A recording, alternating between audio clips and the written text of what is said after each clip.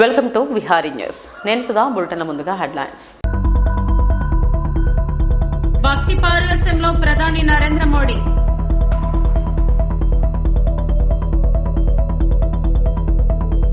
పలు కేసుల్లో బెయిల్ మీద బయట తిరుగుతున్న చంద్రబాబుకు ప్రజాకోర్టులో కూడా శిక్ష తప్పదు. మంత్రి గుడివాడ అమర్నాథ్ ఘాటు విమర్శలు. యథేచ్ఛగా కోడి పందాలు చోద్యం చూస్తున్న పోలీసులు. ప్రధాని నరేంద్ర మోడీ ఆంధ్రప్రదేశ్ పర్యటనకు వచ్చారు. మంగళవారం ఉదయం ఢిల్లీ నుంచి ప్రత్యేక విమానంలో పుట్టపర్తి చేరుకున్న ప్రధాని అక్కడి నుంచి ప్రముఖ క్షేత్రం లేపాక్షి వెళ్లారు. అక్కడ వీరభద్రస్వామి ఆలయాన్ని సందర్శించి ప్రత్యేక పూజలు చేశారు. ఆలయ విశిష్టతలను అర్చకులు ప్రధానికి వివరించారు.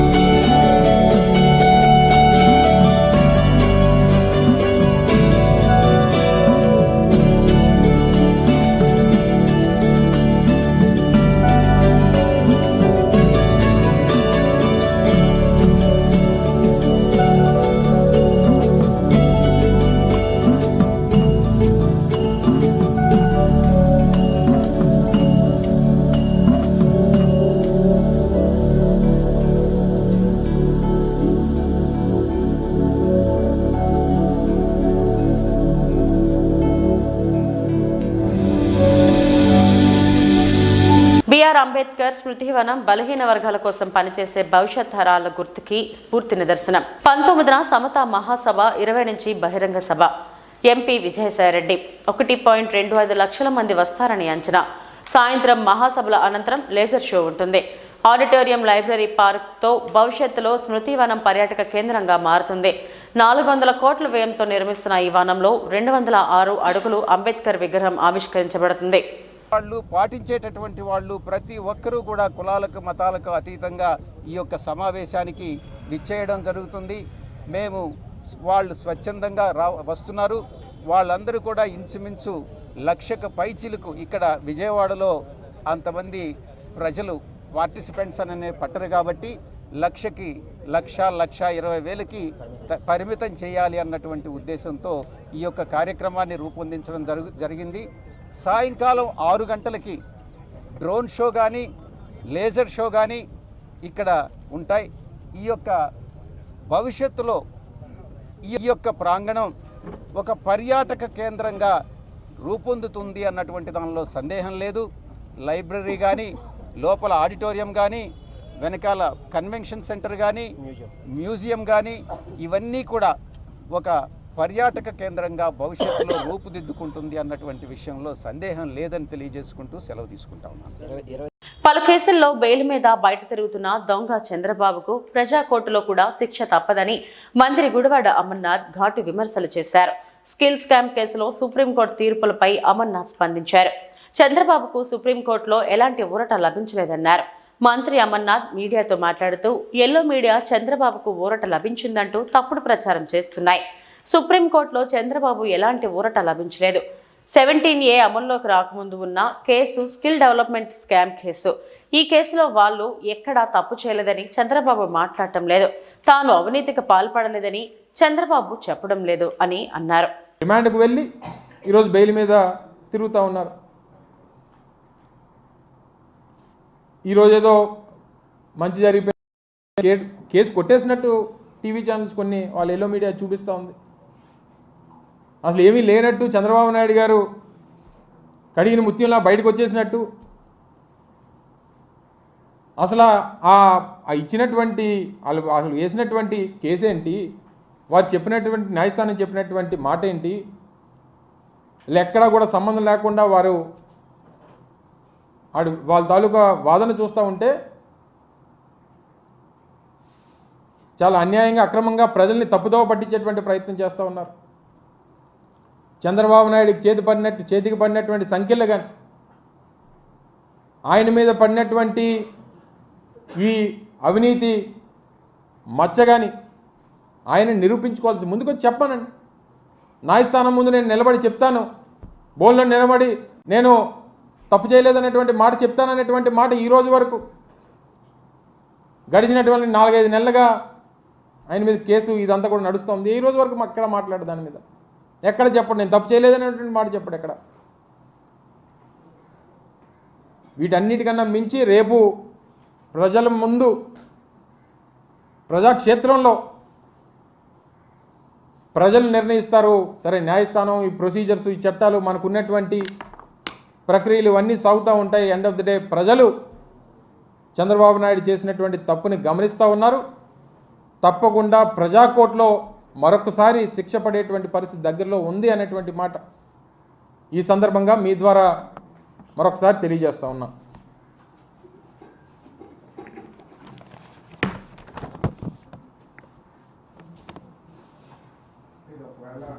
అంటే రేపు ఏ ప్రభుత్వం వచ్చినా అందరి మీద క్యాబినెట్ డెసిషన్స్ అన్నిటి మీద కేసులు పెట్టే అవకాశం ఉంటుంది.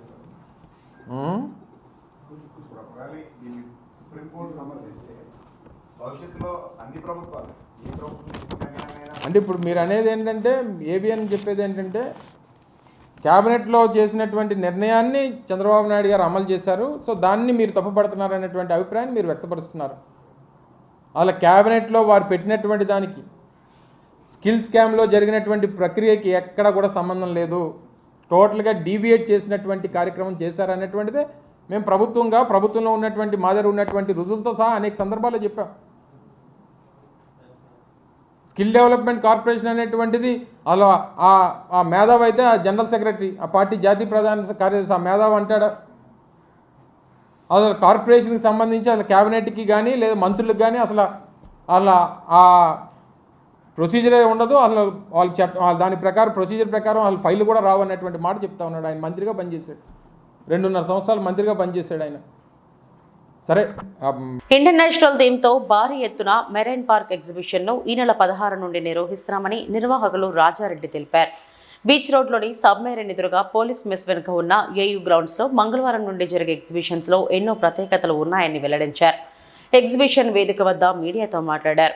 గత 20 ఏళ్లుగా ఎన్నో మెగా ఎగ్జిబిషన్లు నిర్వహించి సందర్శకులు పర్యాటకుల మనసును గెలుచుకున్నామని చెప్పారు. గతంలో ఎప్పుడూ చూడని విధంగా కొత్త అనుభూతిని కలిగించేలా ఎగ్జిబిషన్ను తీర్చిదిద్దామని తెలిపారు. అంతర్జాతీయ ప్రమాణాలతో స్వదేశీ పరిజ్ఞానంతో రూపొందించిన ప్రదర్శన సందర్శకులను ఎంతగానో అలరిస్తుందని చెప్పారు. సముద్ర అంతర్భాగంలో 10,000 అడుగుల లోతున్న ఉండే రకరకాల చేపలు కళ్ల ముందే కదలాడతాయని అన్నారు. పూర్తి సెంట్రల్ ఏసీ సౌకర్యంతో టన్నల్స్, అక్వేరియంలో 150 జాతులకు చెందిన 60,000 విదేశీ, స్వదేశీ చేపల ప్రపంచాన్ని అందుబాటులోకి తెచ్చామని అన్నారు.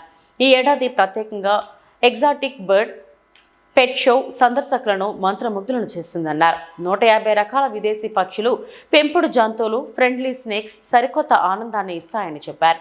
దీంతో పాటు వరల్డ్ క్లాస్ అమ్యూజ్మెంట్ రైడ్స్, 100 వరకు handloom, handicraft stalls, food courts ఉన్నాయని అన్నారు. ఎంతో ఆహ్లాదంగా సాగే ఈ ఎగ్జిబిషన్ను సందర్శించి విజయవంతం చేయాలని రాజారెడ్డి కోరారు. బర్డ్ షో ప్రత్యేకతలను జంతు ప్రేమికులు సురేష్ వివరించారు. నెక్స్ట్, అయోధ్యలో శ్రీరామ మందిరం ప్రారంభం పురస్కరించుకొని త్వరలో శ్రీరాముని విగ్రహ ప్రతిష్ఠ పురస్కరించుకొని యూట్యూబ్ స్టార్ అభిషేక్ హీరోగా శ్రీ యారవ్ ప్రొడక్షన్ బ్యానర్లో యూట్యూబ్ స్టార్ ప్రొడ్యూసర్ తేడా శ్రీనివాస్ నిర్మాతగా ఇటీవలే శ్రీరాముని కవర్ సాంగ్ షూటింగ్ పూర్తి చేసుకుంటున్న సందర్భంగా కవర్ సాంగ్ ఓపెనింగ్ పురస్కరించుకొని మీడియా సమావేశం ఏర్పాటు చేశారు. ఈ మేరకు మంగళవారం పెద్దవాల్తేరు రామలక్ష్మి అపార్ట్మెంట్ ఎదురుగా అన్నపూర్ణ కాంప్లెక్స్ లో పెట్టడం జరిగింది. పూర్తిగా కూడా ఒక ఇంటర్నేషనల్ లెవెల్లో ఉంటాయి. అంటే ఇది మనం ఇంటర్నేషనల్ లెవెల్లో స్వదేశీ పరిజ్ఞానంతో మనం తయారు చేసుకున్నాం. ఇది మీకు ఒకసారి నేను డెమో ఇస్తాను, అందరికీ కూడా మీరు చూద్దరు. కానీ ఎందుకంటే నేను చెప్తే లాస్ట్ టైం చూసాం కదా అది ఇది అనుకుంటారు. దీని నమూనాగా ఒక భారీ పిరాణా ఫిష్ని ఇక్కడ మనం పెట్టడం జరిగింది. సుమారుగా ఈ చేపకి మేము 50 లక్షల పైన ఖర్చు పెట్టి ఈ భారీ చేపని ఇక్కడ పెట్టడం జరిగింది. దీంతోపాటు ఇది కంప్లీట్గా ఈసారి ఎగ్జిబిషన్ ఏదైతే ఉంటుందో, ఈ మెరైన్ పార్క్ ఏదైతే ఏరియా ఉందో, ఇది మొత్తం కూడా కంప్లీట్ సెంట్రల్ ఏసీ. ఎందుకంటే దీంట్లో లోపలికి వచ్చినటువంటి సందర్శకులకి ఎటువంటి గాలి రాలేదు లేదా ఇంకొక విధంగా ప్రాబ్లం అయిందని చెప్పుకోకుండా దీన్ని పూర్తిగా ఏసీగా దీన్ని మొత్తం ఏసీ పెట్టి దీన్ని తీర్చడం జరిగింది. దీంతోపాటు ఇంతకుముందు ఎప్పుడు చూడనటువంటి బర్డ్స్తోని పెట్ యానిమల్స్ తోటి మరియు పెట్ బర్డ్స్ ఇక్కడ మనం ప్రప్రథమంగా చెప్పాలంటే దాదాపు సుమారుగా 150 రకాల పక్షులు ఏవైతే ఉన్నాయో విదేశీ పక్షులు, వాటిని ఈసారి మన విశాఖ నగర ప్రజలు కన్విన్స్ చేసే కోసం ఈ ప్రదర్శనలో పెట్టడం జరిగింది. దాంట్లో మకావాలు దగ్గర 4 వెరైటీస్ మకావాలు పెట్టడం జరిగింది. అదేవిధంగా ఇగ్వానాలు, అదేవిధంగా బాల్ పైథాన్, అంటే డిఫరెంట్ వెరైటీస్ ఏవైతున్నాయో పర్వీష్ కింద అయితే వస్తాయో, అంటే మనం కొనుక్కొని వాటిని ప్రదర్శించుకునేటటువంటి సంబంధించినటువంటి ఏవైతే ఉన్నాయో వాటన్నింటినీ కూడా ఈ ప్రదర్శనలో మనం పెట్టడం జరిగింది. ఇవన్నీ కూడా మీకు నేను డెమో ద్వారా నేను తెలియపరుస్తాను. విశాఖపట్నంలోని నేను గత 30 సంవత్సరాల నుంచి పెట్స్ మీద అవగాహన, నా హాబీ, నా ప్రొఫెషనల్ చేసుకున్నాను. సో గత 2 నెలల నుంచి కూడా రెడ్డి గారు మన ఎగ్జాటిక్ పెట్స్ కోసం ప్రయత్నించి మొత్తం కేరళ, తమిళనాడు, బెంగళూరు, ఆల్ ఓవర్ ఇండియాలో మొత్తం సెర్చ్ చేసి ఆయనకి నచ్చిన, మన వైజాగ్ ప్రజలకు నచ్చేటటువంటి మంచి ఎగ్జాటిక్ అంటే మన దేశానివి కాదు, ఇవన్నీ కూడా విదేశాల నుంచి వచ్చి మన ఇండియాలో ఉన్న బ్రీడింగ్ ఫార్మ్స్ నుంచి మనం తెప్పించాం. అదేవిధంగా ఆస్ట్రిచ్లో కూడా వచ్చినాయండి. ఆస్ట్రిచ్లు ఉన్నాయి, మకావ్స్ ఉన్నాయి, కాకటూస్ ఉన్నాయి, అండ్ ఎగ్జాటిక్ ర్యాబిట్స్ ఉన్నాయండి, అండ్ రెప్టైల్స్ ఉన్నాయి. చాలా మంది వెరైటీ ఆఫ్ రెప్టైల్స్ కూడా వచ్చినాయండి. సో ఇది రేపు సాయంత్రం నుంచి పబ్లిక్ అందరూ కూడా చూడడానికి ఎంతో వీలుగా ఉంటుంది. సో ఇవన్నీ కూడా పరివేష్ పోర్టల్ అనేది మనకి సెంట్రల్ గవర్నమెంట్ నుంచి రిజిస్టర్డ్ అయిన పెట్స్ మాత్రమే మనం తీసుకున్నాం. ఇవి మన ఇండియన్ పెట్స్ కూడా మనం ఇందులో అలౌ చేయమండి. యాక్చువల్గా మన ఇండియన్ గవర్నమెంట్ ప్రకారంగా, వైల్డ్ లైఫ్ ప్రకారంగా మన ఇండియన్ బర్డ్స్ ఏవి కూడా మనకి పెట్టకూడదు. సో విదేశాల నుంచి వచ్చిన మన ఇండియన్ ఫార్మ్స్లో బ్రీడ్ అయినటువంటి బర్డ్స్ అన్నింటినీ తీసుకొచ్చి మనం ఎక్స్పోలో పెట్టామండి. అయోధ్యలో శ్రీరామ మందిరం ప్రారంభం పురస్కరించుకొని త్వరలో శ్రీరాముని విగ్రహ ప్రతిష్ఠ పురస్కరించుకొని యూట్యూబ్ స్టార్ అభిషేక్ హీరోగా శ్రీ యారవ్ ప్రొడక్షన్ బ్యానర్లో యూట్యూబ్ స్టార్ ప్రొడ్యూసర్ తేడా శ్రీనివాస్ నిర్మాతగా ఇటీవలే శ్రీరాముని కవర్ సాంగ్ షూటింగ్ పూర్తి చేసుకుంటున్న సందర్భంగా కవర్ సాంగ్ ఓపెనింగ్ పురస్కరించుకొని మీడియా సమావేశం ఏర్పాటు చేశారు. ఈ మేరకు మంగళవారం పెద్దవాల్తేరు రామలక్ష్మి అపార్ట్మెంట్ ఎదురుగా అన్నపూర్ణ కాంప్లెక్స్ లో మీడియా సమావేశం జరిగింది. కార్యక్రమంలో యూనిట్ సభ్యులు రామమందిరం సాంగ్ పోస్టర్ ఓపెనింగ్ చేశారు. ఈ సందర్భంగా హీరో అభిషేక్ మాట్లాడుతూ 5 నిమిషాల నిడివి గల ఈ యూట్యూబ్ పాట 6వ గురువు కృష్ణుని గుడి వద్ద చిత్రీకరణ జరుగుతుందన్నారు. ఇందుకు గాను ఆలయ కమిటీ ఎంతగానో సహకారం అందిస్తుందని అన్నారు. హీరో సోదరుని పాత్రధారి భార్గవ్ మాట్లాడుతూ రాముని పాట చిత్రీకరణ చేస్తున్నామన్నారు. అయోధ్యలో రామాలయం ఈ నెల 22న ప్రారంభం అవుతున్న నేపథ్యంలో ఈ నెల 19న పాట విడుదల చేస్తామని అన్నారు. జూన్ 2023కి 3rd జూన్కి స్టార్ట్ అయింది. సో అప్పటి నుంచి కొంచెం హిందీ చేశాను. హిందీలో బిహారీ ఫోక్ సాంగ్స్ ఒక 8 చేశాను. తర్వాత తెలుగులో అవకాశం వచ్చింది నాకు. సో తెలుగులోని ఫస్ట్ సాంగ్ చేసాము అమ్మవారి పేరు మీద, మన దసరా సందర్భంగా డకరా డకరా సాంగ్ అని. అది మంచి రెస్పాన్స్ వచ్చింది. దాని తర్వాత మళ్ళీ ఒక లవ్ ఫెయిల్యూర్ సాంగ్ చేశాను. మన పండగకి మాస్ సాంగ్ అని అది కూడా చేయడం జరిగింది. ఇప్పుడు ప్రస్తుతానికి అనుకోకుండా రాముడే ఆశీర్వాదం ఇచ్చినట్టు సో అయోధ్య రామ మందిరం డిక్లరేషన్ అయ్యింది కదా, మోదీజీ గారు చెప్పారు, మనకి తెలియపరిచారు. సో 22 జనవరికి 2024కి ఓపెనింగ్ సెరమనీ అని. దాని సందర్భంగా మనకి లాస్ట్ 1 వీక్ ముందు ఒక సాంగ్ వచ్చింది. ఇంత షార్ట్ నోటీస్లో శ్రీయారవ్ ప్రొడక్షన్ చేయగలదా లేదని చిన్న సందేహపడ్డాను. కానీ అభిషేక్ హీరో గారు, సో తను, మా మేనేజర్ గారు భార్గవ్, వీళ్ళందరి సపోర్ట్ వల్ల నేను ముందుకు వచ్చాను చేద్దామనేసి. సో సాంగ్ ఆడియో రిలీజ్ అనేది నిన్న జరిగింది. వచ్చెన్నయ్య రామయ్య అని సాంగ్ టైటిల్ నిన్న శ్రీయారవ్ ప్రొడక్షన్ త్రూగా రిలీజ్ చేయబడింది. సాంగ్ షూటింగ్ నడుస్తుంది. ఇంకా రేపు మొత్తం ఉదయం నుంచి సాయంత్రం వరకు షూటింగ్ మొత్తం కంప్లీట్ అయిపోతుంది. So most probably 19th release చేయాలని చూస్తున్నాము. సో రాముడు అంటే మనకు తెలిసిందే. సో ఒక ఆదర్శ పురుషుడు అండ్ ఒక మంచి భర్త అండ్ ఒక మంచి అందముడు అనేసి. సో మా బ్యానర్కి శ్రీఆర్ ప్రొడక్షన్స్కి ఆ సాంగ్ రావడం నేను అదృష్టంగా భావిస్తున్నాను. సో అయోధ్య వెళ్ళే అదృష్టం అందరికీ రాదు. మేము వెళ్ళాలని ట్రై చేస్తున్నాం, కానీ ఆ రాముడు అది కుదరలేదు. కానీ ఆ రాముడే మాకు తనకి ఏదో చిన్న సేవ చేసుకునే అవకాశం ఇచ్చారు. ఈ పాట సందర్భంగా అతనికి డెడికేషన్ చేయాలని ఆశిస్తున్నాను. శ్రీఆర్ ప్రొడక్షన్ త్రూగా యూట్యూబ్ ఛానల్ ఉంది. హిందీలో కూడా చేస్తున్నాము. హిందీలో శ్రీఆర్ ప్రొడక్షన్ ఛానల్ పేరు, తెలుగులోనే మంచి అభి ఆరో ట్యూన్స్ అని యూట్యూబ్ ఛానల్ ద్వారా రిలీజ్ చేస్తున్నాం. ఇది ఒక చిన్న ప్రయత్నం మాత్రమే. ఇంకా అందరూ ఆశీర్వాదం సపోర్ట్ ఉంటే ఇంకా వెబ్ సిరీస్ ప్లాన్ చేస్తున్నాం. వెబ్ సిరీస్ అండ్ ఇంకా టీవీ సీరియల్ కూడా ప్లాన్ చేస్తున్నాం. సో అందరూ ఆశీర్వాదం బ్లెస్సింగ్స్ మాకుంటే తప్పకుండా ముందుకు ఇంకా మంచి ప్రాజెక్ట్ చేస్తామని ఆశిస్తున్నాను. సో అందరికీ నమస్కారం. నేను అభిషేక్. ఈ యొక్క రాముడు సాంగ్లో మెయిన్ లీడ్ చేశాను త్రూ ఈ శ్రీఆర్ ప్రొడక్షన్స్ వాళ్ళు. ఇతను ప్రొడ్యూసర్. సో ఇది నాకు అవకాశంగా వచ్చింది. సో చాలా మంచిగా అనిపిస్తుంది యాజ్ ఏ రాముడు భక్తుడి కింద. సో ఈ రోల్ నేను ఈ సాంగ్లో చేస్తున్నాను. నేను భార్గవ్ని. ఇది ఇప్పుడు రావు గారు మా ప్రొడ్యూసర్. ఇతని సపోర్ట్తో మేము ప్రీవియస్ సాంగ్స్ రిలీజ్ చేసాము. ఇప్పుడు వచ్చింది రాముడు కాన్సెప్ట్. ఇది వచ్చి మన అయోధ్య బేస్ మీద చేస్తాం ఈ సాంగ్. అండ్ గోయింగ్ ఫార్వర్డ్ చాలా వెబ్ సిరీస్ అండ్ సిరీస్ కూడా ప్లాన్ చేస్తాం. మన దగ్గర మీ సపోర్ట్ కావాలి. డెఫినెట్గా సాంగ్ మంచి హిట్ అవుతుంది, ఎందుకంటే రాముడిది కాబట్టి అందరూ సపోర్ట్ చేస్తారు. సో వచ్చిన లైక్స్ అండ్ సబ్స్క్రైబ్స్ కూడా ఎక్కువ అవ్వాలి. క్షేత్రగిరి ఆలయానికి పోటెత్తిన భక్తజనం. వెంకటేశ్వర స్వామిని దర్శించుకున్న మంత్రి మల్లారెడ్డి సామీర్పేట్ మేడ్చల మండలాల మజీద్పూర్ ఘన్పూర్ గ్రామంలో సరిహద్దుల్లో ఉన్న శ్రీ క్షేత్రగిరి వెంకటేశ్వర స్వామి జాతర సందర్భంగా మంగళవారం మేడ్చల్ ఎమ్మెల్యే చముకుర మల్లారెడ్డి హాజరై ప్రత్యేక పూజలు నిర్వహించారు. జాతర సందర్భంగా ఆలయానికి వచ్చే భక్తులకు ఎలాంటి ఇబ్బందులు లేకుండా చర్యలు తీసుకున్నట్లు ఆలయ ఈవో వెంకన్న, ఆలయ అనువంశక ధర్మకర్తలు దివాకర్లు అన్ని ఏర్పాట్లు చేశారు. ఈ సందర్భంగా జాతరలో భక్తులకు ఎలాంటి అసౌకర్యాలు జరగకుండా ఏసీపీ రామలింగేశ్వరరావు ఆధ్వర్యంలో మేడ్చల్ సిఐ నరసింహారెడ్డి, సామీర్పేట సిఐ నిరంజన్ రెడ్డి పర్యవేక్షణలో గట్టి బందోబస్తు ఏర్పాటు చేశారు.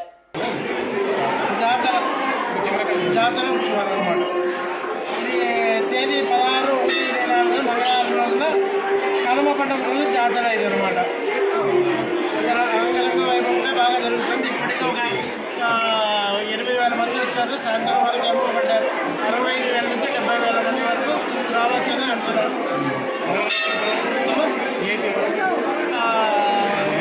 మురళీధర గారు, మల్రెడ్డి గారు, ఎమ్మెల్యే గారు వచ్చారు. భక్తుల లడ్డు లైన్లు అన్నీ ఏర్పాటు చేయడం అనేది కింద అన్నదానం చేసే వాళ్ళు ఉన్నారు, హెల్త్ కంప్లైంట్స్ వాళ్ళు ఉన్నారు,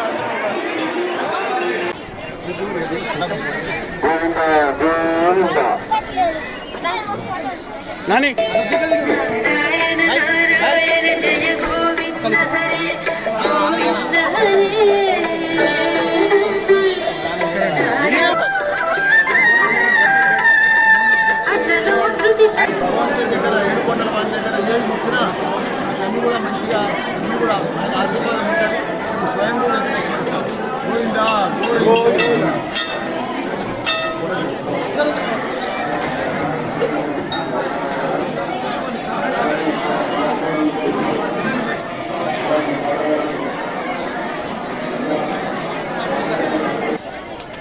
అలాగే సేవ కార్యక్రమం సేవ చేయించిన వాళ్ళు సేవ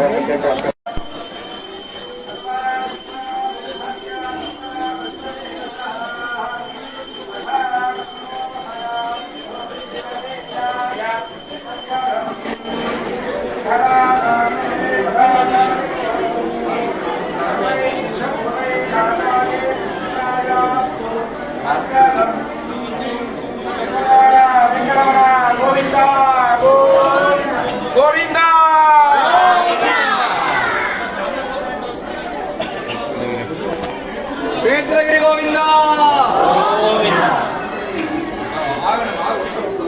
దండం పెట్టుకొని జరుగుతుందండి. కనుమ రోజున జరిగిన క్షేత్రగిరి వెంకటేశ్వర స్వామి జాతరకు భారీ సంఖ్యలో భక్తులు భారీ సంఖ్యలో బయలుదేరి వస్తున్నారు. ఈ ప్రతి ఏటా జరిగే ఈ జాతరకు వేలాది మంది వచ్చి ఈ జాతరను మన వెంకటేశ్వర స్వామి దర్శనం తీసుకొని భక్తుల జనాలకు కోరిన కోరికలు వేరే వేరేలా చేసే మన వెంకటేశ్వర స్వామి దర్శనం తీసుకొని వెళ్తారు.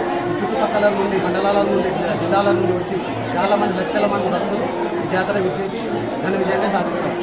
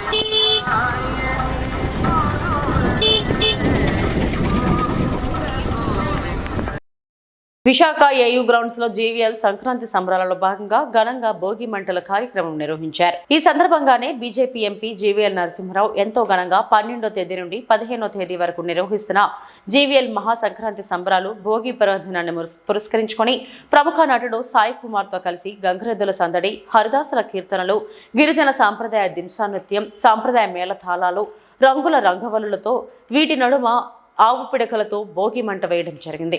ఈ సందర్భంగా ఎంపీ జీవీఎల్ మాట్లాడుతూ తెలుగు ప్రజలకు పండుగ శుభాకాంక్షలు తెలిపారు. విశాఖ వాసుల కోసం ఎంతో ఘనంగా చేస్తున్న ఈ సంబరాలకు అశేష జనం రావడం సంతోషంగా ఉందన్నారు. అడిగిన వెంటనే తమ కోరిక మేరకు విశాఖ ప్రజల కోసం వచ్చిన నటుడు సాయి కుమార్ కు ధన్యవాదాలు తెలిపారు. గాజువాక బీజేపీ కన్వీనర్ కర్ణంరెడ్డి నరసింహరావు మాట్లాడుతూ ఈ సంక్రాంతి పండుగ అందరి ఇంట ఆనందం కావాలని కోరారు. ఈ కార్యక్రమంలో పలువురు పార్టీ నాయకులు, కార్యకర్తలు అధిక సంఖ్యలో పాల్గొన్నారు. ఉన్న వాళ్ళు వస్తారండి అని చెప్పి నిన్న సుమారుగా 1,00,000 మంది విశాఖపట్నం ప్రజలు 1,00,000 మంది వరకు వచ్చారని చెప్పి అంచనా. ఈ ప్రాంగణానికి చక్కటి పల్లె వాతావరణం సృష్టించి ఈ వాతావరణంలో మరి ఒక అద్భుతమైనటువంటి సాంస్కృతిక కార్యక్రమాలను ఏర్పాటు చేయడం జరిగింది. ఈ కార్యక్రమాలను వీక్షించడానికి ప్రత్యేకంగా కేంద్ర న్యాయ మంత్రి అర్జున్ రామ్ మేఘ్వాల్ గారు మొన్న ఇక్కడికి ప్రాంగణానికి విచ్చేసి ఆయన చేతుల మీదుగా భోగి పండ్లు పోసే కార్యక్రమం చేయటం జరిగింది.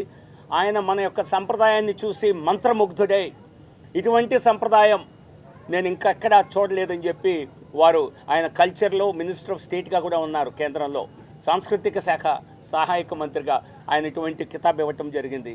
సో అటువంటి మంచి కార్యక్రమం చేయటం మాకెంతో ఆనందాన్ని ఇచ్చింది. ఈరోజు కార్యక్రమాన్ని పొడిగించడానికి కారణం నిన్న చాలామంది ఇక్కడికి వద్దామని ప్రయత్నం చేసి రాలేకపోయారు. ఇక్కడ ట్రాఫిక్ జామ్ అయిన కారణంగా 1,00,000 మంది ఒక ఆంధ్ర యూనివర్సిటీ గ్రౌండ్స్లోకి వస్తే ఖచ్చితంగా ఆ పరిస్థితి ఏర్పడుతుంది.